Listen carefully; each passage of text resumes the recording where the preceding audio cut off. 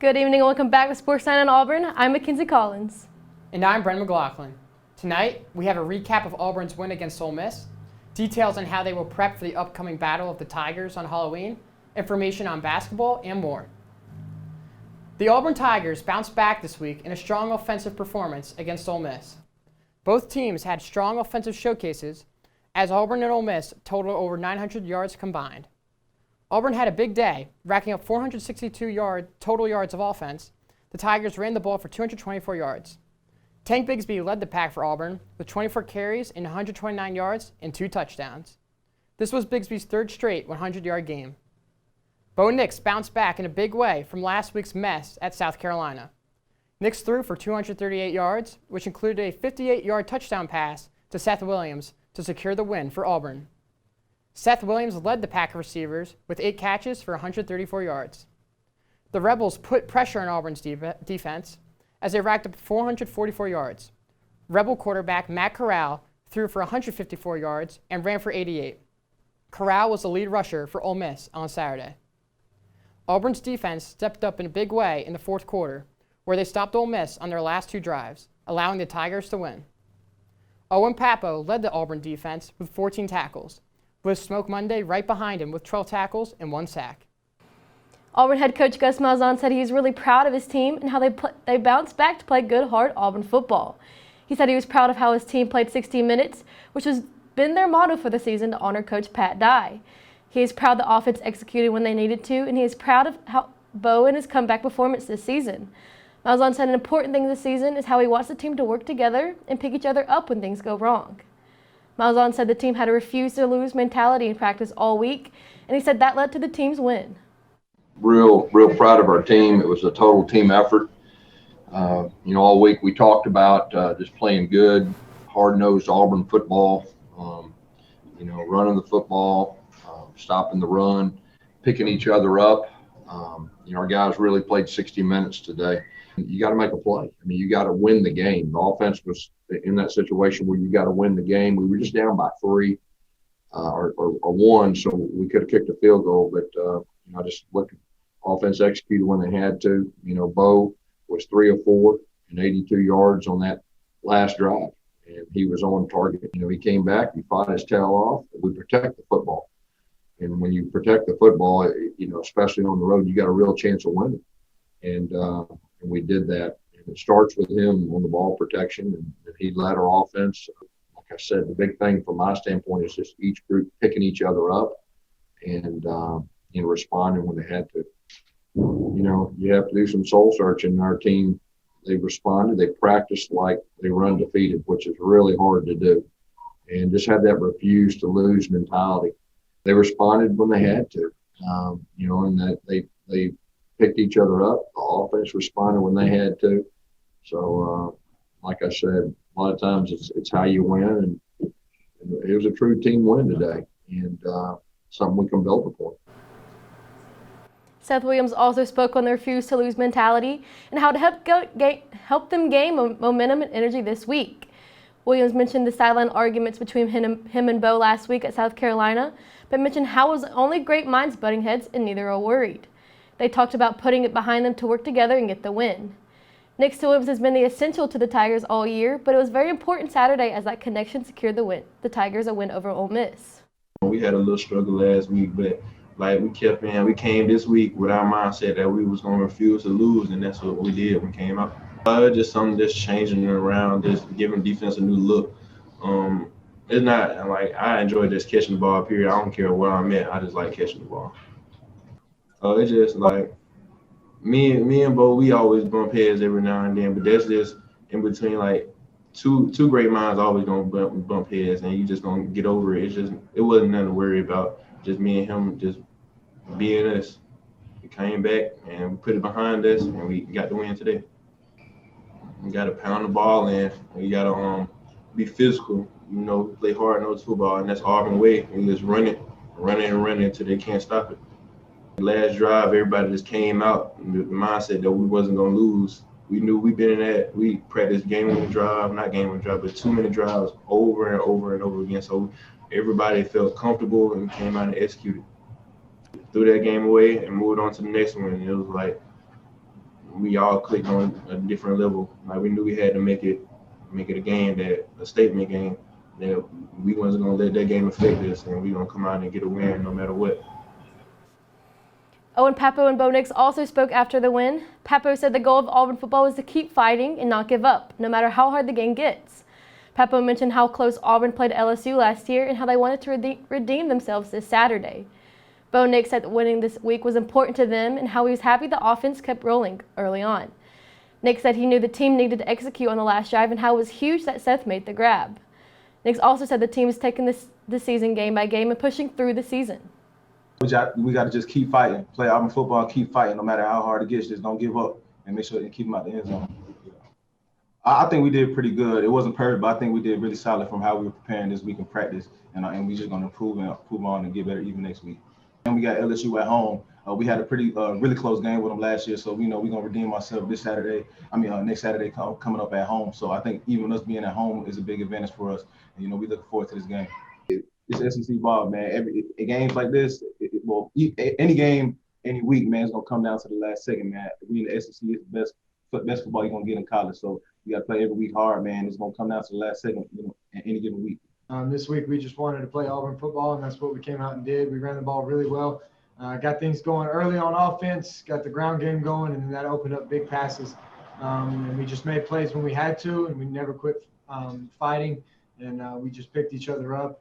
And, this week we just went at it like any other week. We focused on the task at hand, and we worried about Ole Miss. They stopped us there, second to last drive, and our defense got the ball right back to us, and we knew with 2 minutes and 30 seconds we could go down and make big things happen. Seth made a great play, and we just never lost hope. And so it looks like, 3 interceptions is bad. It's bad for any quarterback. It's not fun. But just the way they happened, they're easily fixed. And, you look at us today, we came out and played extremely sharp, had no miscommunications. And so that happens in an offense that throws the ball. That happens in an offense that goes against a good team like they had, and they did a good job of covering us, and they made plays. And so that happens. And you just got to move forward. You take it game by game and come out. We had a great plan. We ran the ball early. That got things going, and then we just take what they gave us and can easily could have just kind of folded tent. And as an offense, we could have just said, well, there it goes again, and we could have lost all our hope. But it just shows what kind of players we are, what kind of players we have, just ultra competitive fighters, and I'm happy to be a part. Many Auburn players racked up some accolades after their strong performances in last week's win over Ole Miss. Auburn quarterback Bo Nix was named as one of the 8 Manning Award Stars of the Week for his performance on the road against Ole Miss. The Manning Award recognizes 8 QBs a week for the entire season before naming a winner of the award at the end of the season. It is the only quarterback award that takes bowl game performances into consideration when picking a winner. The award has been won by the likes of Tim Tebow, Cam Newton, Kyler Murray, and Joe Burrow. Nix was nominated along with Justin Fields, TJ Finley, Dylan Gabriel, Graham Mertz, Desmond Ridder, Zach Thomas, and Malik Willis. Seth Williams was named the SEC Co-Offensive Player of the Week. The junior wide receiver caught 8 passes for 150 yards and scored the go-ahead touchdown on a 58-yard reception from Bo Nix with just over a minute left.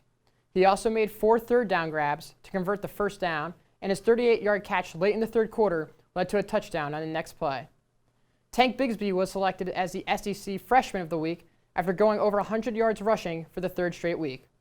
The freshman running back finished with a team-high 129 yards on 24 carries and scored 2 touchdowns. Bigsby joined Bo Jackson and Michael Dyer as the only freshman in Auburn history with 3 100-yard rushing performances against SEC opponents. And he's done it 3 weeks in a row, with 111 yards last week against South Carolina and a career-high 146 yards the week before to help lead the Tigers past Arkansas. The Auburn Tigers are back home this weekend for a battle of the Tigers against the 2019-20 national champions LSU. Both teams are unranked, and Saturday's game will mark the first unranked meeting between the two teams since 1999. Auburn trails the series with LSU 31-22-1, but Auburn has the lead 12-8 in games played in Auburn. Although LSU won the latest matchup at Jordan-Hare Stadium 22-21, the home team has won 17 of the last 20 matchups. The Tiger versus Tiger matchup last year was a close game, and Auburn held LSU to their lowest score all season. Auburn is ready for revenge and are hoping to get a win on Halloween in Jordan-Hare. Head coach Gus Malzahn said that Auburn has had a tough 3 losses to LSU and how the team is excited to play this game. Malzahn says playing at home will be huge for the Tigers. He also said this game will be a huge test for the O-line since LSU leads the SEC in sacks. Malzahn mentions how LSU has improved each week, so they need to be ready and prepared to play a tough Tiger team. We're glad to be back home. We're hosting the defending national champs. We've had 3 really consecutive tough losses. You look back at 2017, we went up 20-0. They had a big punt return, got the momentum, losing that game. You think about 2018, we were up the whole game here at home. We had 2 15-yard penalties on the last drive. They kicked a field goal the last play of the game. And, of course, last year, it was a dogfight all the way down to the end. And tough one. So I will tell you this, our guys are extremely excited and motivated to play this game. 2:30 CBS kick. And like I said, playing at home, I think that's really big. This will be our 6th consecutive SEC game. They do have a bunch of young guys or new guys, and so just trying to get that experience. But, you can see them the last couple of weeks have improved, and we'll see what their plan is. But, they definitely have improved. It's going to be a test. I think they're leading the league in sacks. They got 2 or 3 guys that can flat get after the quarterback, especially on the edge. And so we're going to have to do a really good job, whether it's scheme or whether it's situational. Because when they pin their ears back and they know it's pass, they're very effective, very impressive watching them on film. You see a team that each week has improved and probably played their best game. Overall, they got a bunch of new guys like we do, and you can tell they're improving. And of course, for us, last week was a really big road win. Real proud of our guys that the way that they won, they found a way to win. And I think 3 out of the 4 close games, our guys have found a way to win, which I really think's good. Defensive back Roger McCreary also spoke Tuesday, saying how important it is to have the same mindset as last week into the LSU game. McCreary said he doesn't matter which LSU receiver he is up against, his game plan is the same. I feel like we're highly motivated. Coach Malzahn said we can get this win. Only way to go for us to go up. So I feel like we came off a great win. So I feel like we just had that same mindset from last Saturday, and I feel like we're gonna do great. I'm lining up whoever's number 1. It don't matter if it's Terrence or the other receivers. I'm always playing all of them the same. Like, it don't matter who I go against. I'm always play my game. That strategy against Ole Miss, I felt that was great. Their main receiver was Elijah Moore, so we kept our eyes on him, and I feel like we did great with that. And that's all we got to do this week is whatever coach said what to do or what the game plan is, I feel like we followed that. I feel like we're going to do great like we did against Ole Miss. The Battle of the Tigers will kick off from Jordan-Hare Stadium at 2:30 p.m. Fans are encouraged to wear orange for the All Auburn, All Orange theme. The game can be seen on CBS. When we come back, we'll take a look at what else is going on in the world of Auburn athletics. Keep it right here. You're watching Sports Night in Auburn.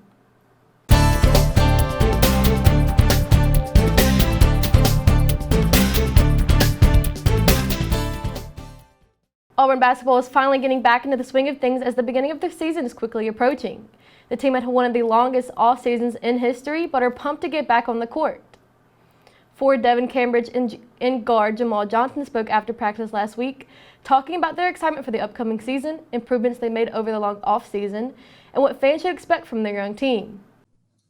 This year, I think we got to zone in on the defensive end. With us being so long, we could be very good at, our zone. That's, with our long hands, deflecting passes, being in the passing lane. I think it'll help tremendously. And getting the easy steals, playing fast, and being in transition, it'll be very exciting to see what will happen.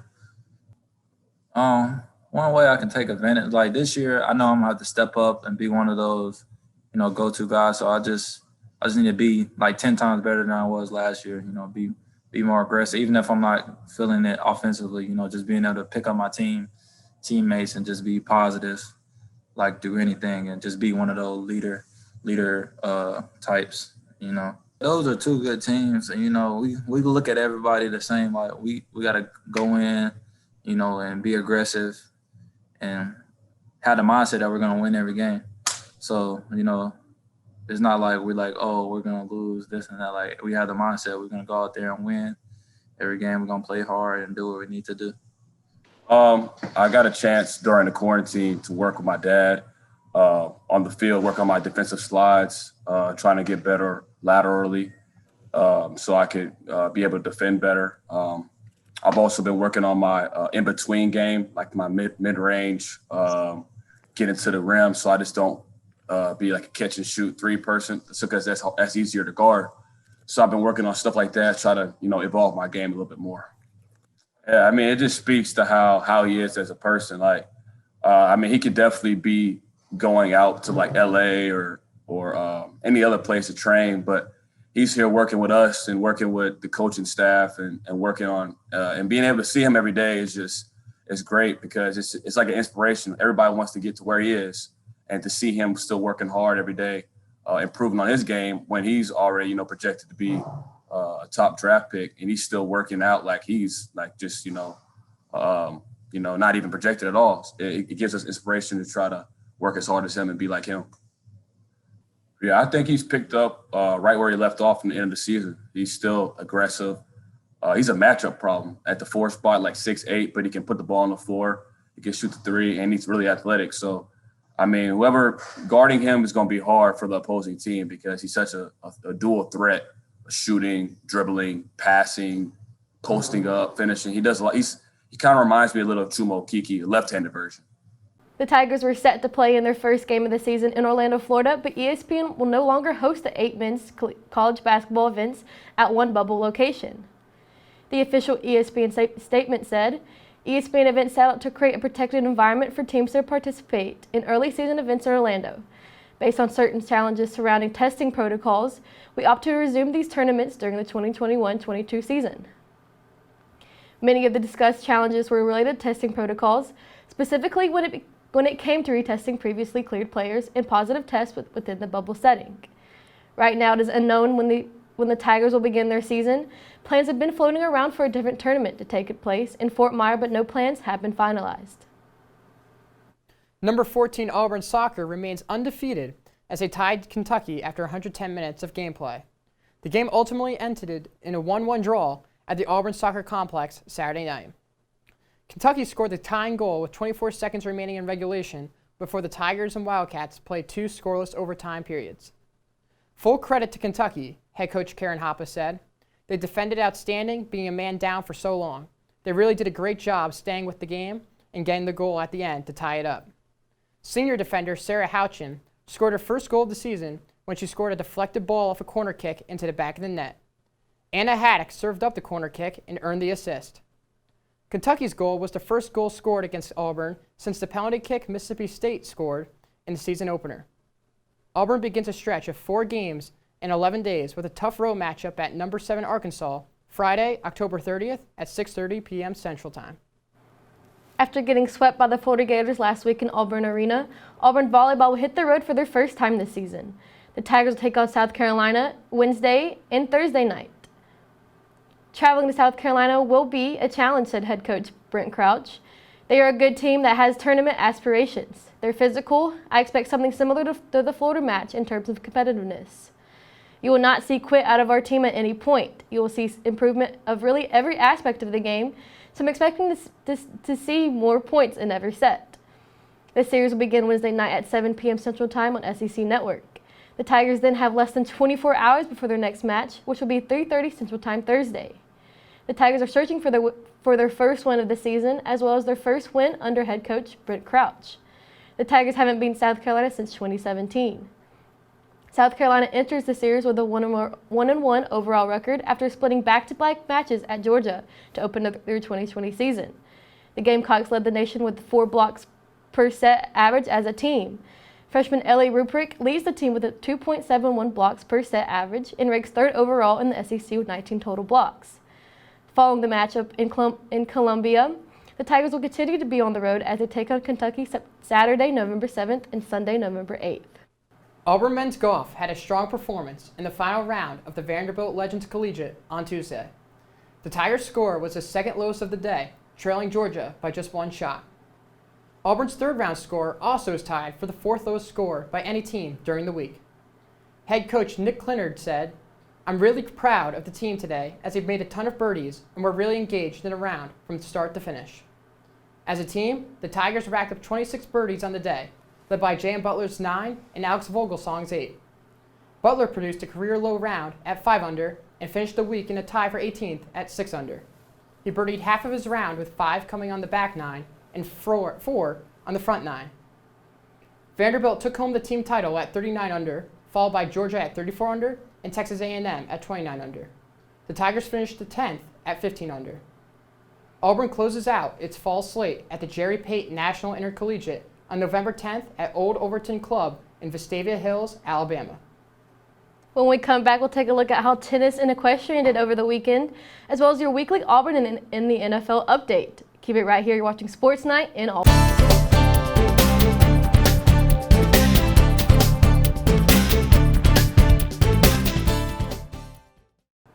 The Tigers scored 2 more wins in doubles and 3 more wins in singles in the Auburn women's tennis final on Sunday.